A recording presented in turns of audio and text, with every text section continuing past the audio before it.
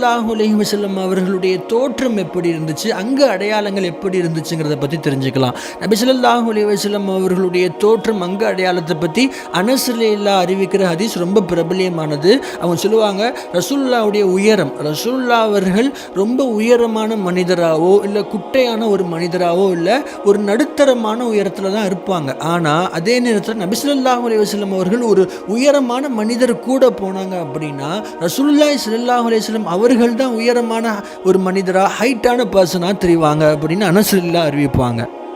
ரசூலுல்லாஹ்வுடைய உடல் அமைப்பு ஒரு நடுத்தரமான நார்மலான கட்டுக்கோப்பான ஒரு உடல் அமைப்பு. ரசூலுல்லாஹ்வுடைய நெஞ்சு பகுதி மட்டும் அகலமாக விரிஞ்சிருக்கும்னு அறிவிக்கிறாங்க.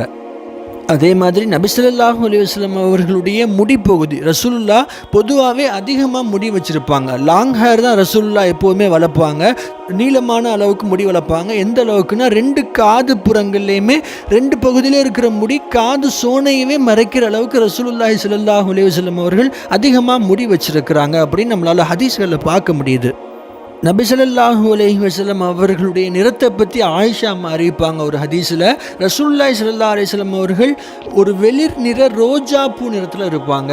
அதாவது இந்த பால் ரோஸ் இருக்கும் இல்லையா, கிட்டத்தட்ட அந்த ஒரு கலர்னு வச்சுக்கலாம்.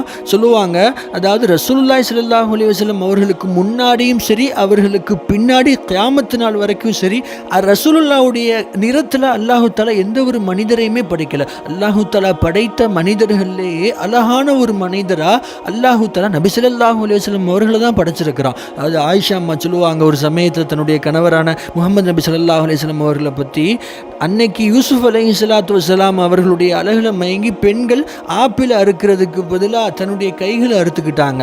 ஆனால் அதே இடத்துல நபி ஸல்லல்லாஹு அலைஹி வஸல்லம் அவர்களை பார்த்துருந்தாங்கன்னா தன்னையும் மறந்து தன்னுடைய இதயத்தை அறுத்திருப்பாங்கன்னு சொல்லுவாங்க தன்னுடைய கணவரை பற்றி. அந்த அளவுக்கு அல்லாஹு தஆலா நபி ஸல்லல்லாஹு அலைஹி வஸல்லம் அவர்களை மனிதர்களையே அழகு மிகுந்த ஒரு ஆணா படைச்சிருந்தான்.